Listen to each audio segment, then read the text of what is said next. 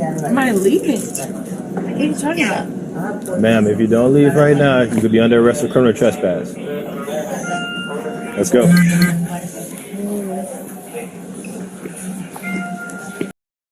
There's something I always found odd about Tiffany G's airport video, and it has to do with this man right here wearing this white hat. As she's looking out the window, as she's looking at the plane, she's talking to whoever she's talking to on the phone. She tells the airport manager, "I don't care if I ever fly with you all again. I just want to know what happens to this plane." But again, the way she's talking, she's still calm. The police officer tells her multiple times to leave. If she does not leave, she will be detained. She turns around, still calm, looking at her phone. This is where we hear what sounds like a ding and two buzzes. She instantly looks up, and staring at her is this man wearing a white hat. But if you look at her, it looks like she freezes as she's staring at him. Now yes, this could be a random man just walking by and he sees this scene going on where police are surrounding this woman. But if you notice her reaction to him, it does seem a little off, because as she stops to look at him, the camera pans away from her and starts to pan towards him. Now, right before the camera turns towards him and you hear these two buzz sounds go off, prompting her to look up, you can oddly hear her moan as she's looking at him. Let's go.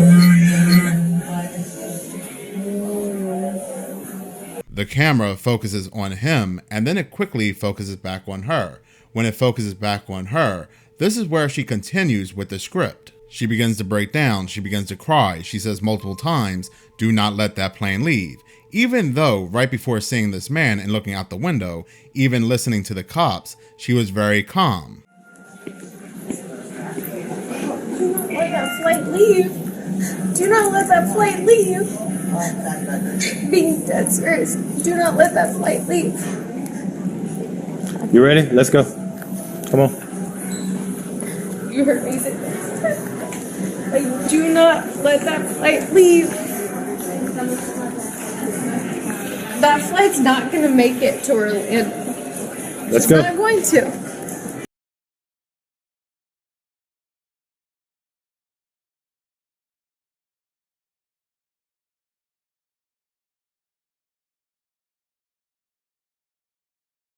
So who indeed is this man right here that stops her in her tracks and causes her to panic just from the sight of him? Now, one theory is that these people who are having these breakdowns on these flights could be a part of some kind of mind control, and this person right here could very well be her mind control handler. Now, I know what you're saying, minutes of horror, mind control, really? This is really now going into the deep end. This is just crazy talk, and I am going to unsubscribe, because you're nothing more than a lemonade, Diet Coke, bleach drinking.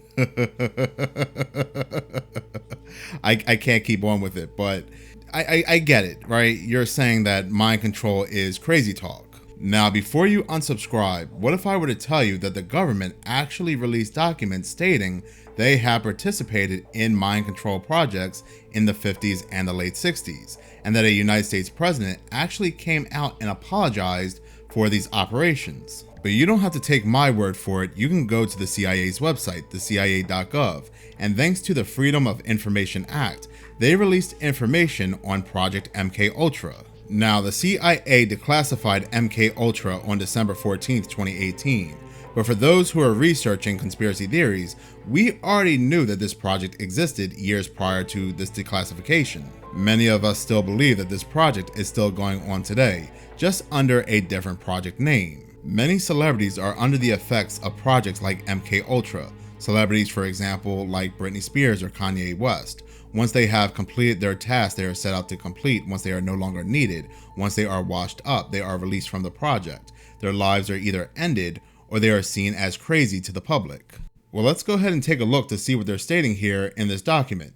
Project MK Ultra, or oddly again, MK Ultra, was the code name for a covert CIA mind control and chemical interrogation research program run by the Office of Scientific Intelligence. This official United States government program began in the early 1950s, continuing at least through the late 1960s, and it supposedly used United States citizens as unwitting test subjects. So I know what some of you may have been thinking, that this project was used on those they considered to be enemies of the state, so they can easily gather information from them. But that is not the case at all. This project was used on everyday United States citizens. These mind control citizens were set out to complete nefarious tasks, perhaps blow up a building, or terminate political leaders and speakers. This wasn't just confined to one space. In 1977, Senator Ted Kennedy said the deputy director of the CIA revealed that over 30 universities and institutions were involved in an extensive testing and experimentation program, which included covert drug tests on unwitting citizens. The drug of choice was LSD, among other chemicals and radiations used to crack one's mind. The United States President Bill Clinton in 1995 came on national TV and apologized for the United States' involvement in such projects, using drugs and other chemicals on unsuspecting United States citizens. Is a monumental document in more ways than one. But it is a very, very important piece of America's history, and it will shape America's future in ways that will make us a more honorable, more successful, and more ethical country. What this committee learned, I would like to review today with a little more detail than Dr. Faden said, because I think it must be engraved on our national memory. Thousands of government-sponsored experiments did take place at hospitals, universities, and military bases around our nation. The goal was to understand the effects of radiation exposure on the human body. While most of the tests were ethical by any standards, some were unethical, not only by today's standards, but by the standards of the time in which they were conducted. They failed both the test of our national values and the test of humanity. In one scientist injected plutonium into 18 patients without their knowledge. In another, doctors exposed indigent cancer patients to excessive doses of radiation, a treatment from which it is virtually impossible that they could ever benefit. The report also demonstrates that these and other experiments were carried out on precisely those citizens who count most on the government for its help, the destitute and the gravely ill. But the dispossessed were not alone. Members of the military, precisely those on whom we and our government count most, they were also test subjects. Informed consent means your doctor tells you the risk of the treatment you are about to undergo. In too many cases, informed consent was withheld. Americans were kept in the dark about the effects of what was being done to them. The deception extended beyond the test subjects themselves to encompass their families and the American people as a whole. For these experiments were kept secret. This document right here states that other methods were used. They're not stating what those methods were, but we know what those methods involved. Those methods had include round-the-clock mental and physical abuse. The movie Clockwork Orange gives a great insight to that method. People were brutally beaten or they were tortured.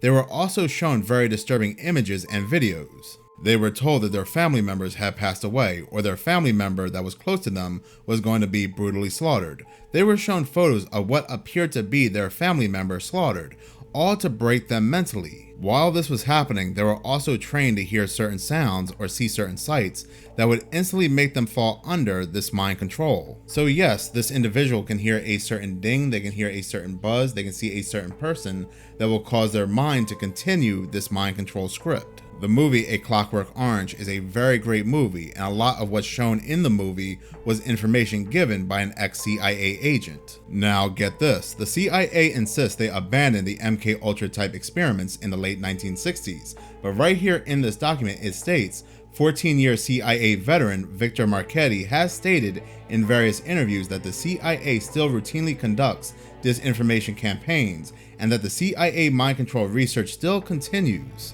That the abandonment of MK Ultra is just a cover-up story. Just because the CIA and the United States government abandoned Project MK Ultra does not mean they abandoned mind control projects altogether. They probably just have better or worse testing under a different project name. If you want a good example of this, just check out their weather manipulation projects, where they said they discontinued manipulating the weather under Project Cirrus in the late 40s and 50s, but they continued manipulating the weather under Project Storm Fury afterwards.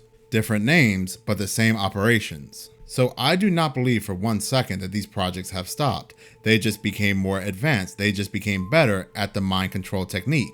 So what would Tiffany G's purpose be if she was under the effects of a project like MK Ultra, or she was being mind controlled? What was that whole scene on the plane about?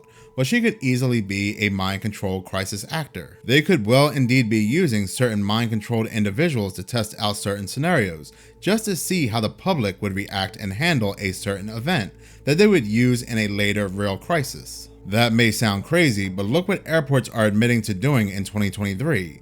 They are using fake gunmen to invade airports and create a crisis scenario on unsuspecting civilians, just to test, just to gather information on how civilians would react in a real crisis. Really weird. Like, what if one of these unsuspecting civilians had a heart attack trying to flee from this chaos? Or what if one of them actually had a gun on them and they started firing back on these fake gunmen? So as you can see, these projects, these psyops, are still being utilized today. This also goes back to that off-duty pilot that tried to disengage those engines on that jet, that the media keeps referring to him by his entire name, Joseph David Emerson, instead of just Joseph Emerson. How do we know this pilot was not some type of test subject for some kind of mind control project? His neighbors and loved ones have come out in support and stated this is very unlike David. He is a loving family man. He has a wife. He has 2 children. He is a great neighbor. He's even invited neighbors over his house to parties. He has gone out his way to help around the community. He has gone grocery shopping for his neighbors,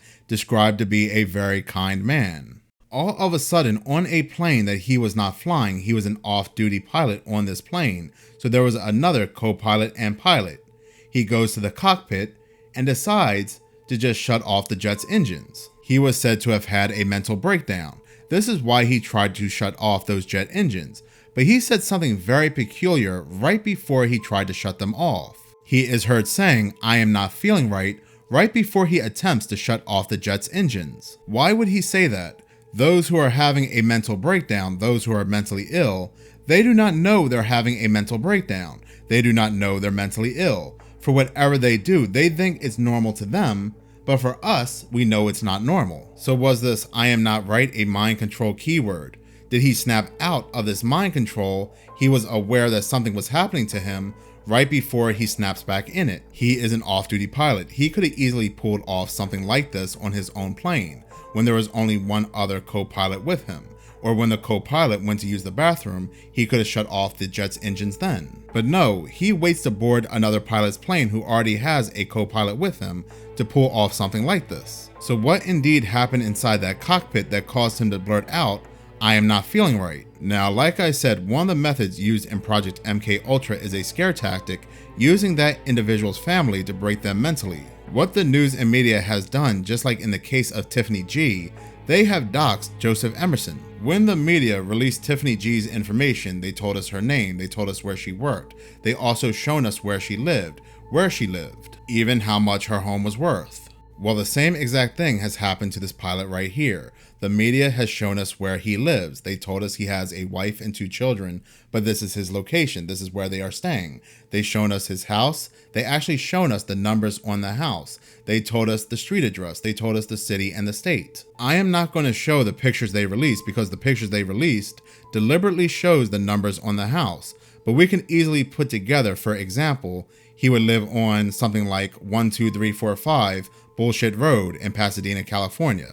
So there is that element of they know where your family stays. You're not there to protect them. We release their information. So you better not talk. You better shut up. You better continue with this script because your family's lives could be in danger. We know the media works for the CIA as well. We have known that when they released information about Project Mockingbird. So this pilot looks like just another test subject to gauge the public's reaction for an upcoming event. Because doesn't the timing just seem to be a little off? We have this event going on in the Middle East where they keep comparing it to September 11th. They keep putting into our mind September 11th. So they are getting us mentally prepared for a September 2001 style attack. The government, just days prior to this event, issues out a worldwide travel caution advisory. Then after these advisories go out, we have this pilot trying to end everybody's life on board. It just reminds me of those worldwide alerts that were happening on October 4th. And just 3 days later, massive conflict breaks out in Israel. I don't know, my nose is scrunching here, and when my nose scrunches, that means there are coincidences at play. Thank you so much for watching. If you like this video and you want to see more, please subscribe. If you're already subscribed, please like, as any engagement does help the channel grow. Once again, thank you so much for your support.